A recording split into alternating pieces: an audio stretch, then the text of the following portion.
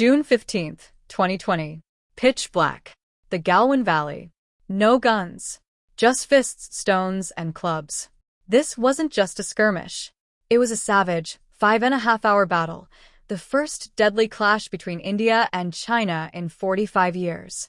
20 Indian soldiers were martyred, and while China tried to hide the numbers, the truth is finally coming out. The core issue is a 3,488-kilometer border that no one can agree on. It's called the Line of Actual Control, or LAC. It's divided into 3 sectors: Eastern, Middle, and Western. For decades, this border has been haunted by colonial-era maps that China refuses to accept. We've tried agreements. We've tried the Panchsheel principles of non-aggression. But since the 1962 war, the LAC has remained a de facto boundary that exists only on paper. The night of the clash wasn't one long fight. It was 3 separate brawls over 5.5 hours. 7:00 p.m. Colonel Santosh Babu and a small team of 35 men went to an offending Chinese tent on the Indian side of the line.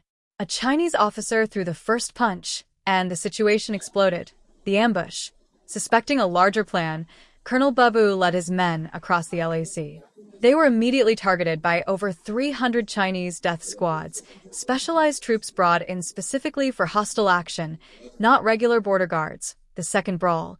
This was the most savage phase.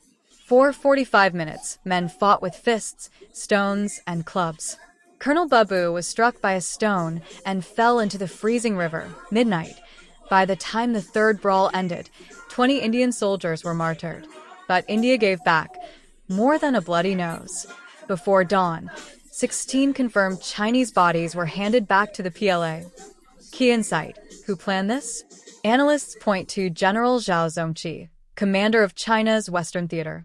He's an ambitious veteran of the 1979 Vietnam War and an expert in ambush warfare. After a failed standoff at Doklam in 2017, Zhao was looking to redeem his honor in the eyes of President Xi Jinping by provoking a new conflict, but amidst the savagery, there was a moment of humanity. In the chaos, many injured men were left behind enemy lines. Indian soldiers actually treated the injuries of Chinese personnel, and the Chinese did the same for Indians, until a formal exchange took place days later. This clash changed everything. Today, both nations are in a mirror deployment, with the biggest military and air force buildup since 1962. China wants to stop Indian road construction, but India is doubling down, sending thousands of laborers to ensure every inch of land is protected. The trade has resumed and talks continue, but the core question remains: will the LAC ever be defined? Until it is, the fury of nature and the bravery of soldiers are the only things standing between peace and total conflict.